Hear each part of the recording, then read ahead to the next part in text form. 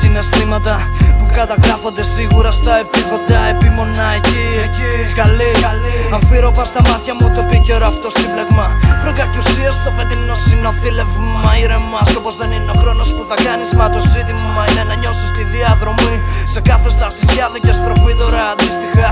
Δεν ανιχνεύω ανθρωπιά σε ακτίνα χιλιόμετρων, εκτρώματα μόνο των βολεμένων. Θέλω να μάθω ανατομία στα κορμιά σας. Τέλεια, ακούγεται στα αυτιά με αυτό το θέλημα. Μένει να δρομολογηθεί αυτό το μήνυμα επίσημα παγκοσμία και να γίνει επίτευγμα. Είναι θηλιές από αναστολές, συνήθικες αποστολές. Ξέχασες να αισθάνεσαι, να συνέλθεις. Ρίξε στο παιχνίδι που φτιάξανε πως αντέχεις. Διάδωσέ το.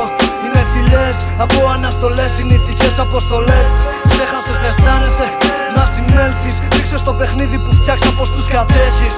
Δοκίμασέ το. Στις μέρες να σε νιώθεις πλέον είναι πολυτέλεια. Βολευτηκε ο κόλος σου και δείχνουν όλα τέλεια. Στην περιφέρεια εντός ή εκτός, ανεξαρτήτως σπίτα στην ατέλεια. Είμαστε καλός ή κακός.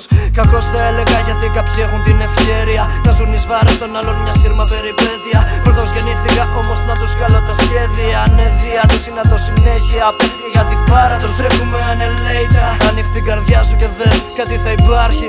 Δεν είναι μόνο ζήλος το μισός, υπάρχουν ακόμα τύποι που τρέφουν συναισθήματα πλήρως μέσα στο πλήθος. Συνήθως βλέπεις να κουνά το χέρι. Δεν λέμε καλημέρα κι αυτό δεν μας τιμάει εν μέρη. Γυρνώ σε μέρη ψάχνοντας να δω την απάθεια να αργοπεθαίνει. Είναι θηλιές από αναστολές, συνήθικες αποστολές.